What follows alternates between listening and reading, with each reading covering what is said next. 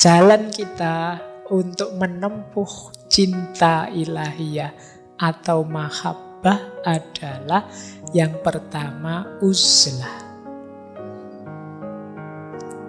Jadi menurut Syekh, ini satu paragraf ini saya baca agak menarik. Suatu kecelakaan bagi orang bodoh, mengapa dia tidak mau belajar? Tapi 7 kali lipat kecelakaan bagi orang berilmu, mengapa tidak mau beramal? Sehingga lenyap barokah ilmunya dan lepas tanda keilmuannya.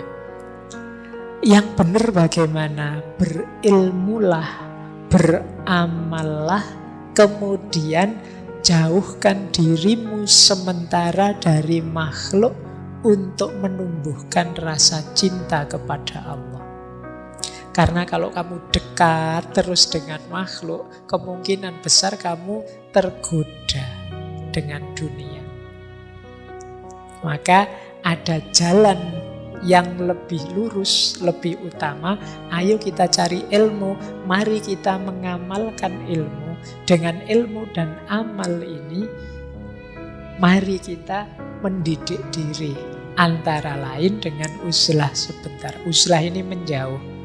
Ya kalau uzlah ini ya tergantung situasi kita. Teman-teman silahkan mengambil strategi uzlahnya sendiri. Mungkin Pak, saya uzlahnya sepertiga malam terakhir saja ya Pak. Kalau ke gua saya tidak kuat Pak, jauh dari mall misalnya, nggak bisa belanja saya Pak, dan lain sebagainya. Ya tidak apa-apa Pak, saya uzlahnya bisanya seminggu sekali Pak.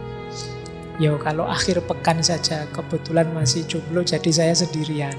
Ada momen untuk uzlah. Uzlah itu dalam rangka apa? Refleksi, muhasabah, menghitung diri demi peningkatan kualitas diri. Jangan terus-terusan kamu terlibat dengan orang lain, dengan makhluk. Khawatirnya kamu tidak kritis. Orang itu kan kalau dekat terus biasanya terus jadi tidak kritis. Jeleknya tidak kelihatan. Nah, jadi berilmu, beramal, kemudian menjauh sebentar untuk refleksi. Dari situ cinta akan muncul, berkembang. Dan kata Syekh di belakang itu, jangan dikira dengan uzlah itu kita akan tenggelam, dilupakan orang. Kata Syekh banyak cerita dengan kehendaknya Allah. Justru perbuatan itu mampu memasyhurkan, memperharum namamu di hadapan makhluk. Bahkan semakin menambah bagianmu. Kadang-kadang kan kita heran, para aulia, orang-orang yang dicintai Allah ini kok rasanya kerja apa ya mereka, tapi kok kaya-kaya ya. Kok selalu seolah-olah datang sendiri rezekinya. Mereka masyhur, terkenal, banyak orang ngerti tanpa harus bikin akun Instagram, YouTube dan lain-lain. Mengapa? Ridho Allah, perkenan Allah, dengan kehendaknya Allah.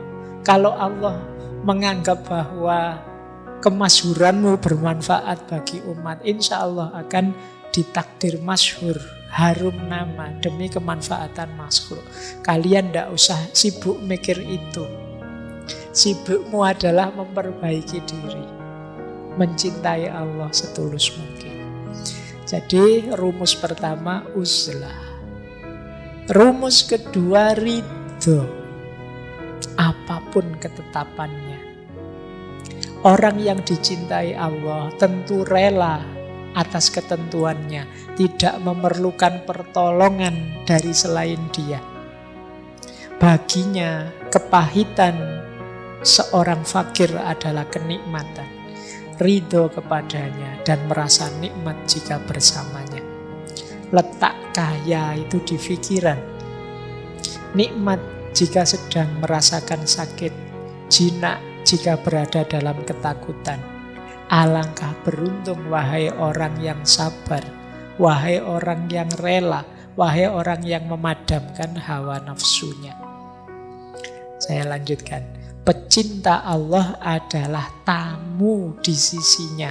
Dan tamu tidak milih makanan, minuman, pakaian yang disediakan oleh tuan rumah dalam segala situasinya.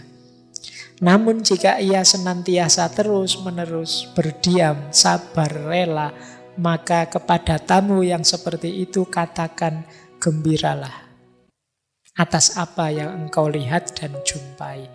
Jadi ini maksudnya, cirinya untuk jalan kita mendapatkan cinta pada Allah adalah ridho.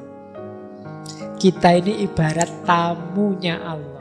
Kita ini sahabat yang sedang bertamu kepada Allah. Makanya kita dekat dengan Allah. Tamu yang baik itu ndak milih, ndak pesen makan minum, milih makanan. Kan kita kalau bertamu kan ndak pesen. Wah, saya bertamu siang-siang nih haus, saya minta es teh 2, es kan ndak begitu. Terserah saja tuan rumah ngasih apa, aku ridho, aku rela. Ini menunjukkan kita sayang pada yang kita tamui, yang kita dekati. Dan percayalah, yang kita tamui itu, kalau dia sayang pada kita, karena ini Allah pasti sangat sayang pada kita, yang diberikan pasti yang versi terbaik untuk kita. Meskipun karena keterbatasan-keterbatasan kita, mungkin kita sering kurang bisa membaca versi terbaik ini. Kadang-kadang kita membacanya dianggapnya itu siksaan, dianggapnya itu ujian berat, padahal mungkin manfaatnya banyak. Kayak kita bertamu terus disuguhi jamu misalnya, itu kan bagi kita, wah, orang bertamu kok disuguhi jamu, ya ini dianggap kita orang sakit, apa pahit loh, itu ndak enak diminumnya. Kita ndak sadar bahwa disuguhi jamu itu nanti selesai bertamu kita akan segar luar biasa. Daripada kita disuguhi teh yang sangat manis, yang nanti begitu pulang nanti gula darahnya naik misalnya, dan lain sebagainya ilustrasinya. Maka ridhoi saja, relakan saja apapun pemberian Allah. Nah, jalan mahabbah yang lain adalah ibadah. Jangan lupa Syekh Abdul Qadir Jailani itu selain sufi juga faqih. Jadi beliau madhab Hambali. Bahkan ada yang bilang beliau ini pernah jadi mufti di Mesir. Nah, kata Syekh, jika ibadahmu benar, pasti Allah mencintaimu. Itu yang engkau rasakan di hatimu, yang membuat hatimu mesra bersamanya. Tak korup pun tanpa disertai susah payah, dan engkau tidak merasa kesepian karena Allah bersamamu. Lalu engkau terus-menerus ridho kepadanya dalam segala hal.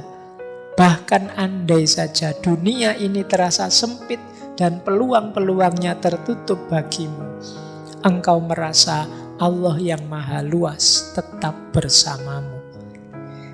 Jadi orang yang mencintai itu, jalur yang diambil adalah jalur ibadah, pengabdian total sepenuhnya kepada Allah. Jadi kalau ada yang nganggap wah sufi itu sudah tidak sholat lagi, tidak ibadah lagi, tidak.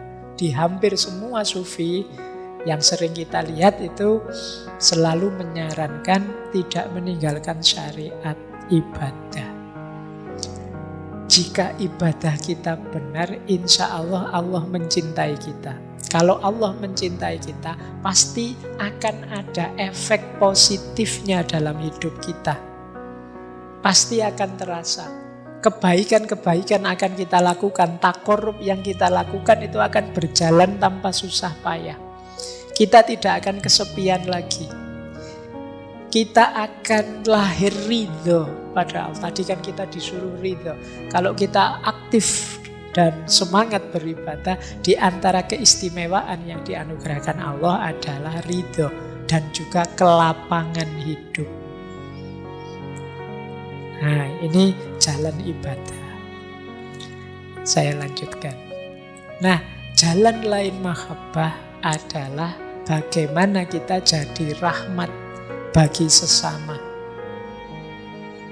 Jadi berarti apa? Kalau kita sudah mencintai Allah, jalan yang lain untuk menumbuhkan cinta Allah pada kita adalah mari kita bekerja, kemudian mengambil manfaat dari kerja kita, membantu fakir miskin, menjadi rahmat bagi sesama. Ringkasnya, mari kehadiran kita bernilai positif, kontributif pada sekeliling kita. Jangan hanya kita seneng-seneng gembira karena kedekatan kita pada Allah, kita juga harus peduli sesama. Kita juga harus ikut bersama-sama ngajak mereka, ngajak yang lain untuk juga dekat dan mencintai Allah. Berarti hadir kita jadi rahmat bagi sesama. Kata Syekh, beliau mengutip sabda Rasulullah, manusia itu adalah keluarganya Allah.